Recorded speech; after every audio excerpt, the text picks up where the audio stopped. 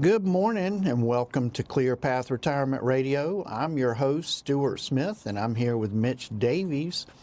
How are you this morning, Mitch? Doing well, man. How are you? Doing well.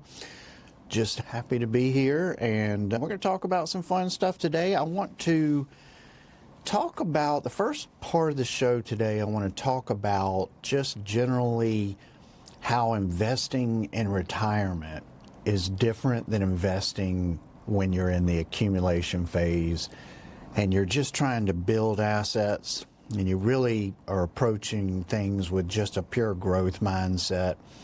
You know, when you get to retirement and you are switching gears into that distribution phase, your investment philosophy should change pretty dramatically. Absolutely. And I think we've learned a lot of important fundamentals about that over the years. And today we're going to share some of that and just talk about how you might want to be thinking about things as you approach that phase of life, and how your investment philosophy should probably be slightly different than what it was. And the first problem that we see a lot of times when folks come in and they've been investing for accumulation and with that pure growth mindset is that they have everything in one portfolio bucket, so to speak. Yeah. And they're diversified and they have really good allocations, and it's fine for accumulation. Right. And when you're accumulating, you're just really looking for that growth. You're looking for double-digit returns, and that's fine. But when you get to retirement, what we do at our firm, and I think it's a great way to be thinking about it, is we really split your portfolio up into three different portfolios. Yeah. What we found that really works for folks is when you take those assets and you start addressing different needs with those assets. And when I say needs, I mean time frames, especially income needs through certain time frames of retirement. So typically what we're going to do is we're going to start addressing that by taking a portion of the assets that we think you're going to need in maybe the first 1 to 5 years of retirement, and we're going to set up that first bucket, right? Yep. And that first bucket, we want to literally assign that money that time frame. So for that first bucket, we're going to lean on that for those 5 years. We want it to be safe, right? We don't want it to be super aggressive or fluctuate much with the market. So what that means for our clients is they know that, okay, for the next 5 years, we've got enough money safely allocated to where even if they see the headline that the market's down that day, they don't have to worry about it for that portion of their assets, which is huge in retirement, right? Absolutely. And what we're doing by doing that is we're addressing something that most people have never heard of, and it's called sequence of returns risk. Right? Sequence of returns risk basically comes down to you never know if you're going to retire in a really good market or a really bad market. And so without that crystal ball, what you want to do is you want to make sure that probably for the first 4 to 5 years of retirement, like we said, that you are not pulling the income that you need to sustain your income needs from an account that is going to fluctuate dramatically with the market. That's right. And it's so important to do that because you can't, when you're preparing for retirement, you're working your whole career and you say, I want to retire at this date. I want to retire in 2030, whatever the year is. You've got that so set, right? And you don't know what the market's going to look like then. So to protect against those early losses, which again is so critical, because if you step into retirement and you're shifting from having that income and you're growing the account to just living off of it, and you lose 20-30% in those first years, it really sets you back. Oof. So that's super important to protect against.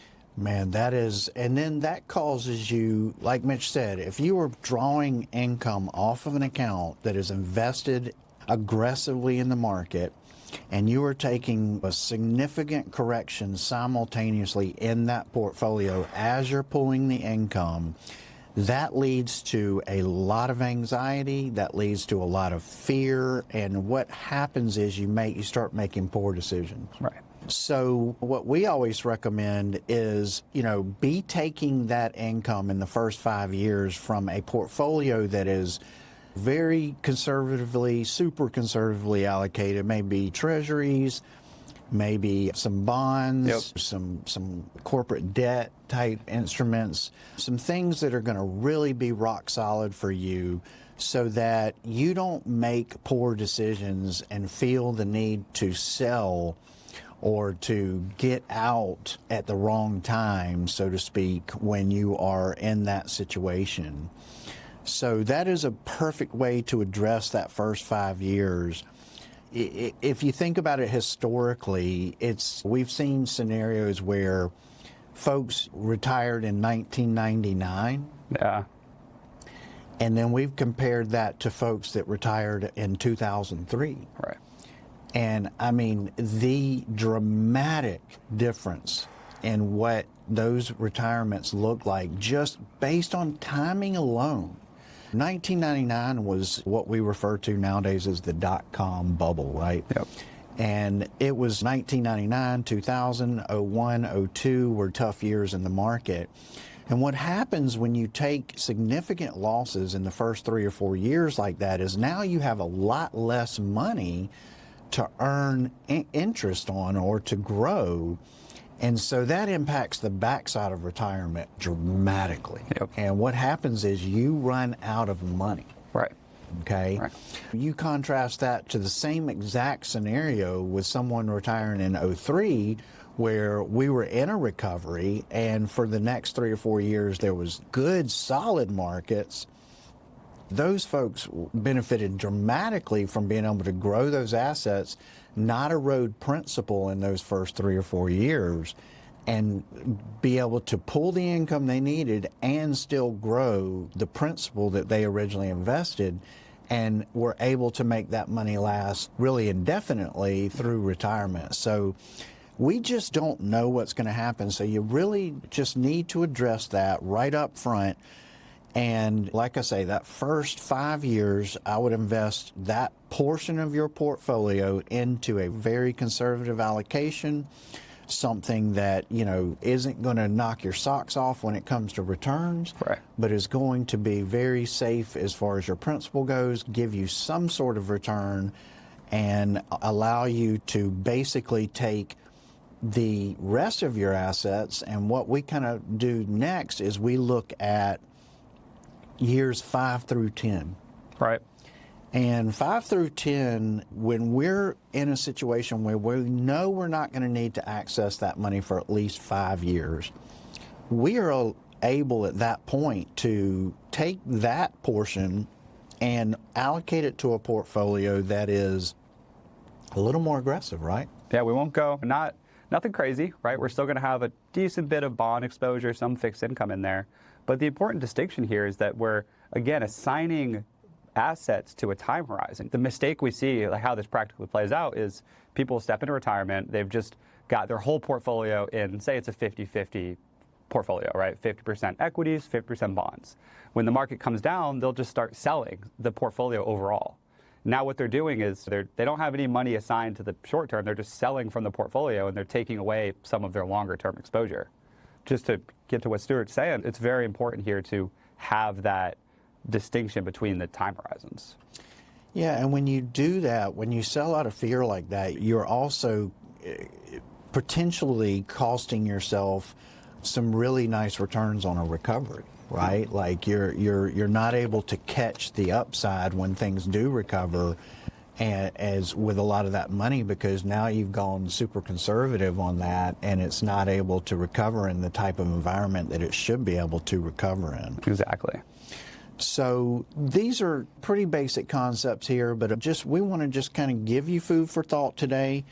We want you to be thinking this way as you're approaching the next distribution phase that we're constantly talking about, and to really think through how you want to do this. In the next segment, we're going to address the third bucket and how we would allocate that and how that would work for you. If you think that this makes sense for you and you feel like that you want us to sit down and take a look at how you're allocated, take a look at your risk profile, make sure that you are allocated according to your risk tolerance, please go visit clearpathretirement.com and hit that Get Started Today button and just let us know. And we will look forward to sitting down with you and having our team take a look at the big picture. And when we come back, like I say, in the next segment, we're going to address that third bucket and tell you exactly how we would set that one up for you. Welcome back to Clear Path Retirement Radio. I'm your host, Stewart Smith, as always here with my co-host, Mitch Davies. And today we are talking about investment philosophies in retirement and how they differ from when you are in the accumulation phase and you are growing those assets with a pure growth mindset. When you get to that distribution phase and you start taking withdrawals, volatility matters more than it ever did before, right? That's so important. And this is the most interesting thing we've seen is working with prospects, clients every day. You see that when people are still in their working years, and this isn't for everybody, but most people are less aware of the markets day to day, right? They're just working. They're like, hey, I'm contributing to my 401k, whatever that may be. I'm growing my assets. I'm earning an income. You're less aware and less worried about the overall fluctuation. But man, the second retirement starts, right? The second that income checks off and you look at your account and you're like, this is what I've got. You're so aware of that day-to-day fluctuation. So that's why I'm excited we're talking about this, because it's really important to understand. The takeaway for today, we want you guys to be able to look at your assets and say, every dollar's got a job, right? And what time horizon is that dollar going towards? And that's the most important thing here, so. Yeah. How many times have we had someone retire and it doesn't really occur to them that their account was fluctuating much more than they thought when they were working, but they were constantly contributing and constantly getting like an employer match. And that was basically masking the fact that their account was still growing, even though they were taking losses here and there. Absolutely. And so when they do retire, and now they're not getting those contributions, they're not getting the matches and that sort of thing. Now all of a sudden they feel like the account is really fluctuating and they get super nervous. Starts to look different. Yep. And so we get lots and lots of calls at the office and we have to talk them off the ledge and say, hey, listen, it's going to be like this. And the way that we address that is by exactly what we're talking about here today. 100%. Is by allocating them in a manner where this isn't as big of a deal, because what we will tell the client is, hey, focus on that first bucket right now. Yep. Focus on that first bucket. And just to reiterate what we're talking about here with the buckets, we like to allocate a certain amount of your assets to years 1 through 5 for income. Those assets are in a very, very conservative allocation where you're not going to see much fluctuation. You're going to see some good, solid, steady returns, but that addresses income needs for the first 5 years. With that second bucket, we're going to allocate money that we should be needing in years 5 through 10. And in that bucket, because we're not going to need to touch it for 5 years, ideally, what we're going to do is get a little more moderate, a little more aggressive in our allocations. And given a 5-year time horizon, we've seen, statistically speaking, that those with a more moderate allocation will get better returns, and that will pay off for taking a little more risk there. Right. And then finally, with money that we're not going to need for 10 years, so 10 plus years, we can really take a little more. We like to get what I would call moderately aggressive with that money, where we can kind of shoot for the fences on some of that stuff and take some risk. And with that 10-year time horizon, if you look historically in the market and you literally start in 1926 and you put your finger down on any given year from 1926 to 2026, and you go out 10 years to the right of whatever year you pick, the market has never lost money as long as you've had 10-year time horizon to leave it in the market. Exactly. So understanding that, when you get a little more aggressive and that third bucket with that 10-year plus time horizon money, you should really see dividends on that. And that should really help you to offset things like inflation, longevity risk, a lot of the things that we talk about. And ideally what you want to do is with that third bucket, once you get to the 10-year mark, if you've averaged a 7.2% return in that bucket, which should be a fairly easily attained goal there, the rule of 72 tells us that money doubles every 10 years at a 7.2% rate of return. That's right. So if you're able to double that third bucket in the 10-year period, then you should be able to go ahead and replenish buckets 1 and 2 and kind of start this process over again. Start it right back over. And the only way we're able to accomplish this, right? The only way we're able to feel confident doing this is to understand the different time horizons. If we've got bucket 3 and we know, all right, 10-year time horizon, it's as long as we leave it there, nothing's wrong, we're okay. The only way to feel confident about that is to know that, all right, the first 1 to 5 years, I'm good. It can dip, it can fluctuate, whatever is going on, it's safe, it's protected, it's not going to fluctuate too much, and we can lean on that to give ourselves the 10-year time horizon. But if you don't have a plan, if you don't have a structure, if you don't have assignments for that money, and you're just living off of a portfolio, and you see those fluctuations, you're not going to feel confident to ride out that 10-year time horizon because you're like, look, I'm retired, I need this money. So that's where it's critical, and that's where every one of our clients will walk out of the office knowing that, okay, anytime in the next 5 years, we just went through a comprehensive income plan in the office, right? I know that if I need money in the next 5 years, this is the bucket it's coming from. I know where all my money is assigned to, and I know that no matter what happens in this time, we're good for the first 5 years, for the next 5 years, and ideally, like Stewart said, if we can accomplish that 7% rate of return, which has historically been super reasonable, if you give it 10 years, we're able to just replenish the first 2, which is beautiful retirement income planning. Absolutely. And I can remember vividly, Mitch, back in 2008, 2009, going through this kind of learning process and really testing this strategy with a lot of my clients at the time. And you want to talk about a test, you lose 38% in a portfolio that you're trying to live off of. And I can tell you that when you're young and you have plenty of time horizon in front of you, it hurts, but it's not devastating. Yeah. But when you are retired and you lose 38% of your portfolio, most people at that time, it took about 3.5 years for them to recover it just back to where they were. Nobody has time to put their life on hold and for 3.5 years in retirement. And they have a lifestyle to live. They have you to keep pulling income. They've got to keep going. There is nothing more devastating than taking that kind of loss, and when you're depending on that money to provide you income in retirement.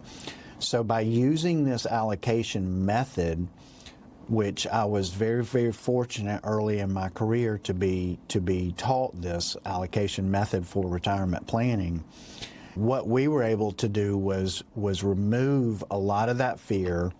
We were able to help clients because they were pulling income from the very super conservative portfolio, which didn't lose that much at all. Right. We were able to buy them the time to let those other 2 buckets fully recover before we ever needed to tap into those. And then by the time we did tap into them, they had fully recovered and were back to earning good, decent returns. And so at that time, what it taught me through life experience was this isn't just talk. Right. This allocation method works, and this is what people in retirement need.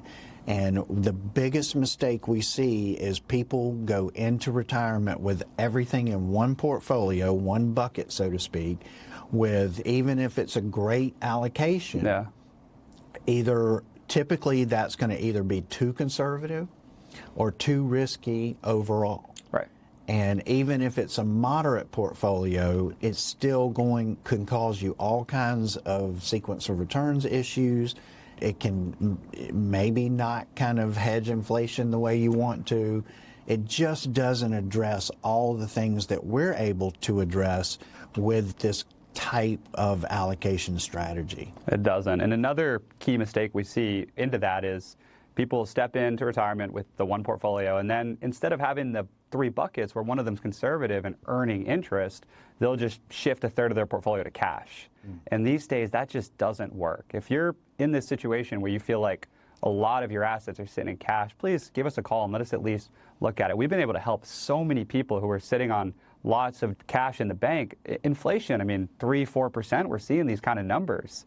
We can't be sitting on large amounts of cash not earning interest because we're worried about sequence of returns risk, right? We're worried about the market coming down. Yeah, I can tell you the difference that it makes in a portfolio to be earning 4-5% on that first bucket as opposed to nothing is dramatic, right? That is a huge difference.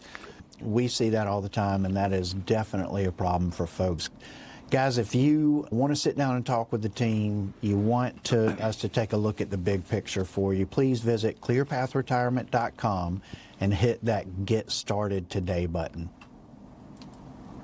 Welcome back to Clear Path Retirement Radio. I am Stewart Smith here with Mitch Davies, and now we're going to have my favorite part of the show, which is Mitch's Market Minute.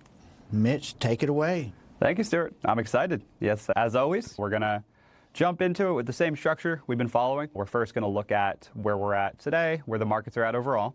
Second, we'll look at where we're at for the year, what's been doing well, what's been lagging behind. And then third, we're always going to try to talk about current trend, right? What we're watching at the firm, what we're trying to be ahead of. We're always trying to be a step ahead of the market, right? We're always trying to be a step ahead of things. So to look at first where we're at right now, we just had the Dow break through 50,000 for the first time. It was the fastest 10-point advance we've ever seen in history. So exciting stuff there. Last week we celebrated the S&P breaking 7,000. It since came back a little bit. NASDAQ right around 23,000. As far as the year goes for the 3 major indices, not too much progress. We've been bouncing back and forth. We've had the Dow and S&P push up, but overall not too much. What's been really leading the way, and this will set up our discussion for later, is energy and consumer staples and that kind of thing. The index that tracks this bucket of stocks, we're using the consumer staples sector ETF. It's up 13% this year. So really quite interesting. And that's one thing that's the big theme right now is the AI bubble, right? We talked about it last week, but it's what everyone's thinking about. It's what everyone's talking about is the mega cap tech driving force that we've had. And what can we be doing to maybe shift gears from that? These companies are earning good money, they're performing well, so we don't want to not have exposure because over the last 5 years, these companies have driven a lot of returns. They've done really well for people. So we don't want to shift out of that and just get rid of all AI tech companies because they've done well, and we feel that they will still do well. But would it be a good idea to start looking at, okay, if we all agree that these tech companies are super highly valued, right? Their valuations are high. We're seeing multiple companies in the $1 trillion range, which most of this is just from stock price, right? NVIDIA, the biggest company in the world, a lot of this valuation is from insane stock purchases. So that being said, if we're worried about inflation, we're worried about the dollar declining, we're worried about these things, what if we start shifting a little bit into these consumer staples, consumer defensive sectors? And what I mean by that is the companies that are recession-proof. Like, they're going to hold through any market cycles. We look at the big names like Procter & Gamble, you think of Dollar General, you think of Waste Management, Walmart, the companies that when discretionary spending is down, still perform quite well, still are going to have people coming in every day. People have to go buy these things. People have to grocery shop. People have to take out the trash. People have to buy toilet paper towels, toothpaste, these types of things. So if we are worried that the dollar's declining, we're losing purchasing power, why don't we start shifting a little bit of our portfolio into some of these sectors. This is something we're being extremely proactive with right now, and we're excited about. We think it's a good pivot for the year. We look at, again, these types of companies. If we look at 2008, we look at 2022, the last two big equity drawdowns that we've had, these companies have held up extremely well. If we look at 2022, for example, the overall equity market, the big ETFs were down 17, 18%. And this, again, this consumer staple ETF was only down 3%. Mm-hmm. So while it still was down, it held up much better. And we've actually seen some instances where some of these companies were up during these times. So something we wanted to put on your radar was, hey, if we're worried about being overexposed to tech, being overexposed to just S&P and NASDAQ funds, what if we start taking a little bit and focusing on what is always going to be around? What do people always need? And this is what we, again, call the consumer defensive, consumer staple sectors of the market. You've got the market split into 7 general sectors. So this is a shift that we're really focusing on for the year, something we're, again, always trying to be proactive, always trying to think about what's going to help us accomplish these bucket strategies, to help us protect against different market cycles. And this is a shift we're going to talk more about as the year progresses, but definitely wanted to just address this for you guys. And if you are in retirement and you're trying to navigate through these things, it can be challenging. It's important to have a team that's looking at this stuff and trying to be ahead of it, because we eat, breathe, sleep this stuff, right? This is what we do every day. So it's really important to have a team working behind the scenes for you. And yeah, that's the Market Minute for the week. A bunch of exciting stuff, and we'll continue the conversation, Stewart. Yeah, fantastic stuff. So we've been having a lot of these conversations in the office. Those are the companies that have pricing power to have the ability to kind of outprice inflation as well, and really do well in inflationary environments where we may be headed, as a matter of fact. Mitch does a really good market update for all of our investment clients, and if you are interested in receiving that, then shoot him a quick email. It's mitch@clearpathretirement.com, mitch@clearpathretirement.com, and he'd be happy to add you to list for that. If that's something you're interested in getting, he puts it out pretty much weekly, and it is excellent information, if I say so myself. Thanks. So yeah, definitely take advantage of that if that's something you're interested in. It's more focused on retirement investing. There's a lot of good investment information out there, but most of it, I feel like, is more geared towards people who are in the accumulation phase. It is. I like what we do because it really talks more about the philosophy and how, what we're doing for people who are retired, which is absolutely a completely different mindset when it comes to investing. All right, well, the next thing, we're going to shift gears a little bit here to switch up and talk about a new topic for the rest of the show. And we're going to talk about estate planning and some of the things that we're seeing and some of the issues that we're addressing for our clients. One of the biggest challenges people have is making sure that they are passing assets on to the next generation in the most tax efficient and cleanest possible way. And we get a lot of questions around this subject in the office. And so we're going to talk a little bit about that. And I also want to mention, if you do have questions for us and you want us to answer them on one of our shows, we'd love to do that. If you want to shoot me an email, Stewart, Stewart, @clearpathretirement.com with any questions that you might have, we'd be happy to address those on air for you in one of our next shows. But getting back to estate planning, so, one of the things that people will ask constantly is, hey, Stewart, I've got a will, so I'm good. And, it's a loaded question, but we're going to try to talk through it here a little bit. So, if you're okay with probate, then yeah, you're probably fine. What a lot of people think wills avoid probate, and that is absolutely not true. What actually gets probated is the will. So if you have a will in place, You are able to do some things with that as far as designating where your assets should go and some other things you can accomplish there. But, you know, it does go through probate. There will be a probate judge will look at that will and will try and disseminate your assets in the manner that you have in the will, and you are leaving that a little bit up to interpretation there, so be very, very clear if you have a will. But, you know, what a lot of people are trying to do is avoid probate. Yeah. And in order to avoid probate, you have to go a step further. And what we do a lot is we do something called a living revocable trust for our clients. It's a very basic trust, very easy to do, but what it allows you to do is it allows you to bypass probate.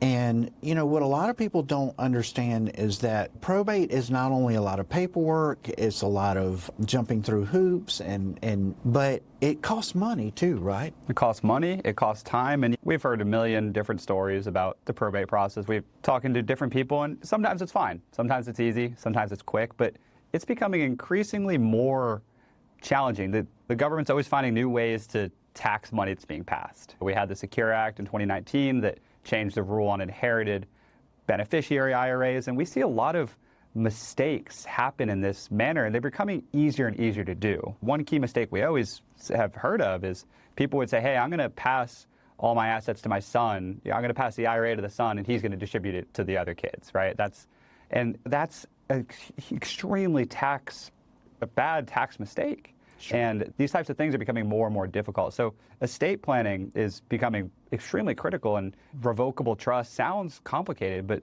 Stewart, we've got it down to be really quite manageable and easy to set up. Yeah, for years I was looking for the right solution for my clients and to actually get these documents in place. And what I was realizing is, though we would refer our clients out to attorneys to go get these trusts done, what would happen is they would just never actually go pull the trigger and do it. Right. People have a little anxiety around visiting an attorney's office and going through that process. And it can be a little bit of expensive process. And so what we found is that we found a solution that we were able to partner with a network of South Carolina attorneys. And through this network of attorneys, what we're able to do is we're able to build out a living revocable trust document for you sitting in our office. And we are able to get that trust all built out and set up exactly the way you want it. And then we're able to share that virtually with one of our attorneys in our network. They take a look over it. They make sure the language is correct. They make sure everything is in perfect order. And then they will send us the completed trust. We will witness it and notarize it right in our office, so you never have to leave our office, and we're actually able to get this done, along with things like healthcare and financial power of attorney, which are extremely important documents to have. And we can do it also at a much less cost to the client because of the partnership that we've set up. We're going to talk a little bit more about this here in our last segment. We will be right back and we'll dive a little deeper into this. Welcome back to Clear Path Retirement Radio. I am Stewart Smith and Mitch Davies is here with me. And today we are talking about estate planning and using living revocable trust to avoid probate and all of the cost and just hassle involved in it. What we've typically seen is that the process of probate usually costs around 3 to 7% of whatever the estate is valued at. And on a very modest estate, a $100,000 estate, you're talking about $3,000 in probate costs. Yeah. And What we have seen is in 2026, because of the partnership that I just mentioned that we have with a local network of attorneys and our ability to dramatically reduce the cost of getting a living revocable trust set up for you, we're able to set up a trust for much less cost than what a $100,000 estate would cost to probate. Certainly. And we're also able to accomplish it in a manner that's super efficient, because if we've been already understanding your whole asset picture, we're understanding the whole financial picture, we're able to, estate planning ties in really well with financial planning, right? When we're trying to plan for 15, 20 years down the road, we understand all the different things we're trying to do. We're getting to understand the family dynamics and how we want to pass assets along. This ties in with financial planning. Again, especially these days as tax law is becoming more and more complicated, it ties in well. It does. It really goes hand in hand, and having our firm do these things for you when we already, like Mitch said, we already have our arms around your financial picture intimately and understand every detail of it, it just makes the process that much more efficient, because then you don't have to try and come get all the information from us and then take it to some attorney and take the chance that information gets lost in the process. It's just all streamlined and super easy for you. But what happens is once you get that living revocable trust set up, a lot of people they're very confused about how do we fund the trust? Like, what happens from here that makes us able to avoid probate on that trust? And the things that you want to put inside of a trust, let's just start there. The things that you want to put inside of a trust are things like real property, things like land, things like your primary residence, things that don't necessarily have a beneficiary designation on them, things like investment accounts, insurance policies, bank accounts if you've done like a POD or TOD. Yeah. Those are going to bypass probate anyway. But the things that won't will be like real property, vehicles, things of significant value that don't have a beneficiary designation on them. And the way that you get those inside the trust is you retitle them. Yeah. And basically, like, once we have the trust established, then what you want to do, let's say you want to start by putting your primary residence in that trust. What you would do is you would pay a title company a minimal fee to retitle the home in the trust name instead of your name. And once you do that, that asset is now owned by the living revocable trust. You are in complete control still, because it's a revocable trust you can make changes to anytime you want. But now the trust owns that home, and so when something happens to you, that trust automatically is going to go to whatever beneficiary you designate in that trust for that asset. Right. And there is no probate. So it is an easy, clean way to do that and make it so easy for your heirs to where they don't have to worry about this whole probate process. So the other thing that the trust does is it keeps things private. One thing that we've seen is a lot of our clients are very private people.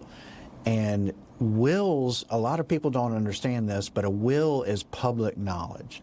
So if you pass assets through a will, that is public knowledge, and that is available to anyone who wants it. Right. But trust is private, and that is private information that nobody can gain access to. Yeah.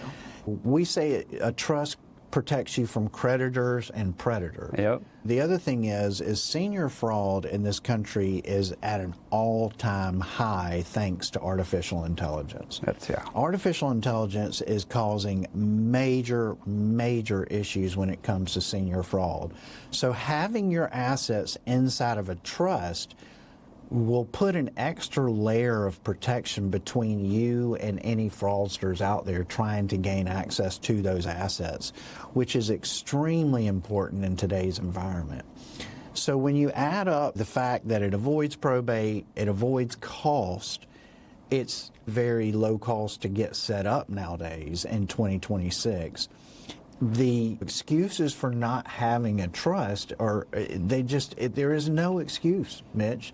People should have a trust now. This is, again, the other thing that we see constantly is how many families have we seen, Mitch, that are literally torn apart over how assets get distributed to children when parents pass away.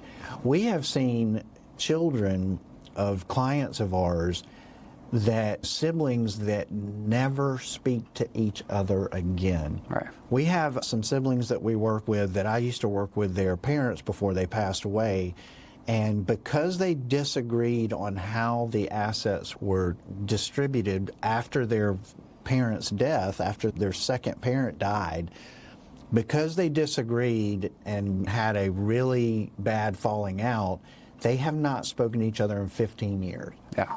And that is just heartbreaking. And that was because there was a will and not a trust, and because the assets were not quite interpreted the way that I believe the parents actually intended it to be. And one child didn't agree and got an attorney and contested the will, and it just goes on and on. A trust will help to really make sure that those type of conflicts don't come up, and that things are much clearer in how those things need to be handled. The other thing that a trust can do is, a lot of times we have folks, we just met with a couple that was telling us, hey, we do want to make sure that our children receive the assets when we're gone, but we really don't want these assets to all be distributed at one time, which is what a will do. A lot of people don't realize it, but you have no control over how that's done with a will. You can control where it goes, but it's all at once. A lot of times what we hear from people are, I would like to stagger how these assets get distributed over a number of years. I'd like there to be distributions every 3 or 5 years, and maybe they have spendthrift issues with the children where they don't feel like they can handle all the assets at once, and that they'll go through them quite quickly. And that can be accomplished with the trust. So that is another reason why you might want to consider getting a living revocable trust and starting to put your assets inside that trust. A lot of times we also get the question, what is the difference between a living revocable trust and an irrevocable trust? So that is, to keep things pretty simple there, the estate tax exemption in this country is right at about $15 million per person. So if you are a single person and you think you're going to die with more than $15 million of assets, or if you are a married couple and you think you'll be over that $30 million threshold, then what a lot of people will do is they will establish an irrevocable trust, and they will start moving assets into the irrevocable trust at least 3 years prior to their death. Yep. And what that does is, if you do that planning correctly, it gets those assets out of your estate for estate tax purposes. If you don't do that planning, then you're going to pay estate taxes on everything over that threshold of probably in the neighborhood of 40%, I believe it is at this point.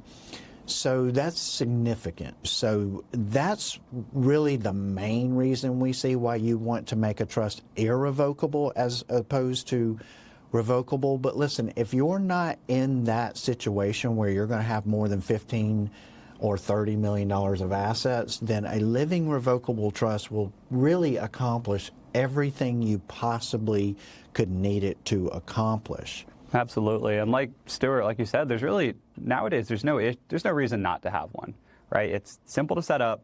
It's going to establish privacy. It's going to avoid probate.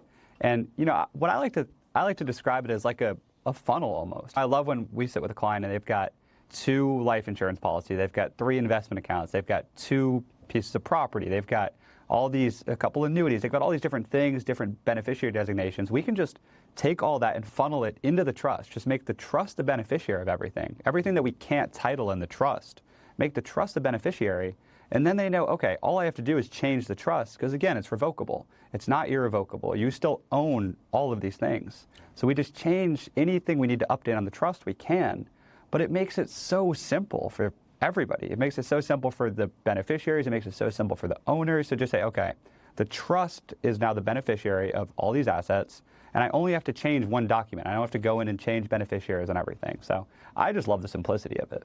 It is. It is a wonderful tool. We have found that it really helps to simplify things for folks. And if you think that you don't know, is a trust for me, is my will sufficient, just come sit with us. Let us do a review of your will or your trust. Let's make sure that, you know, it is set up exactly the way you want, or if you want to get one in place, please just visit us at clearpathretirement.com. Hit that Get Started button today, and we'll be happy to sit down and go over that with you and see what makes sense.